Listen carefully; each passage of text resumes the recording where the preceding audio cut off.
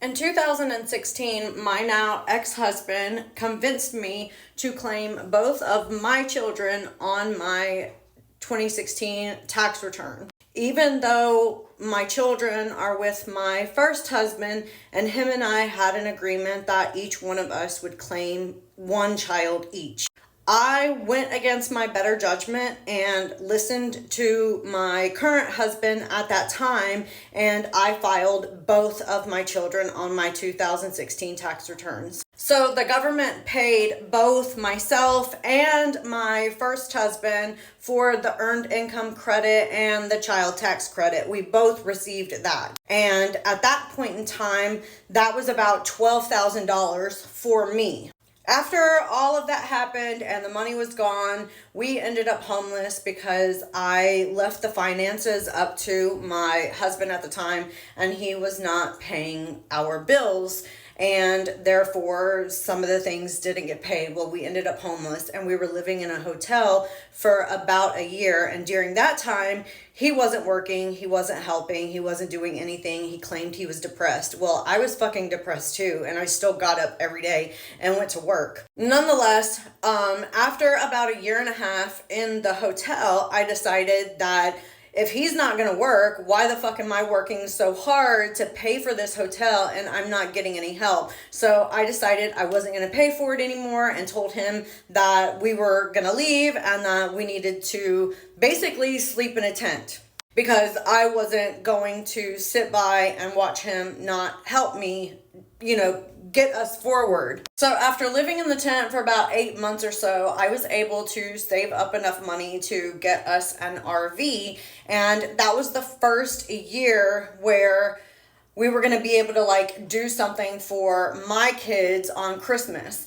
And unbeknownst to me, the IRS had been trying to reach both myself and my husband at that time to let us know about the inconsistency with the earned income credit and how we now owe that back to the IRS. And because we did not have an address, there was no way for us to retrieve that information. And that year, right before Christmas time, the IRS took everything that we had in our bank, which at that point in time was like $2,000. And that's what we were going to be using to, buy my kids a few Christmas gifts, whatever. That didn't happen. And now here we are in 2025, and he and I are no longer married, but that joint debt is still connected to both of us.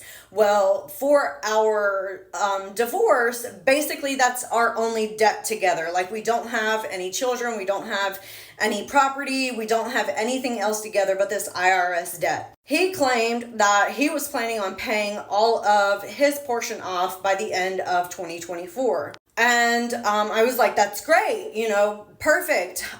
Once yours is paid off, I will just worry about paying off mine, and at least then we no longer have to communicate anymore, and your portion is paid off. In I guess the middle of November, he proceeds to tell me that he purchased a home. Well, I looked to see if the IRS debt had been paid off, and he still had not paid his portion. And I thought, oh, well, I'm sure he probably just, needed to take some time to get his finances in order, whatever he said by the end of the year. Let me just wait until the end of the year. It's now 2 days after January, and he still has not paid any of the portion of the debt that, he said and agreed to in our divorce decree that he would pay. Now, I find it really interesting that he was able to buy a home, but doesn't have a measly $4,200 laying around so that he can pay off the debt that he owes to the IRS. So at this point, I feel like he is trying to evade paying this, and I am starting to get really angry and frustrated, because not only did he use that money whenever it came in 2016 to fund his habit, now I am getting stuck with paying it all back when he basically blew all the money. And that is not sitting well with me. And when I talk to the IRS says that he has to call, like if he wanted to call and make payments,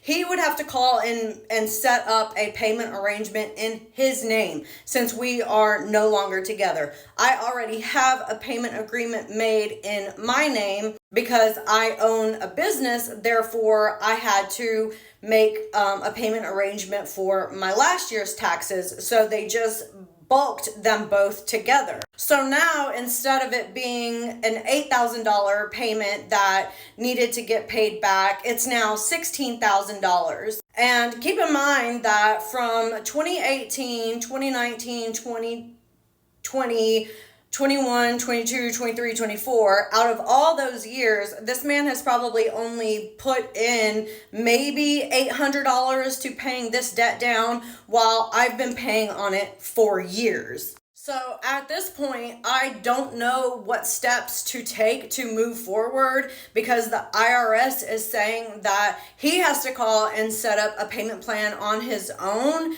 And if I default on my payment plan, they can levy my assets, but I don't necessarily have any assets to levy at this point in time that I own. However, if he supposedly has a house, then wouldn't they levy that if he doesn't pay his portion of the tax return? Like, wouldn't it make more sense for him to pay that $4,200 so that they don't come after his home if he does have a home? I don't know. I don't know what to do at this point, but him and I are no longer together, and I fear that he is trying to stick me with this entire payment.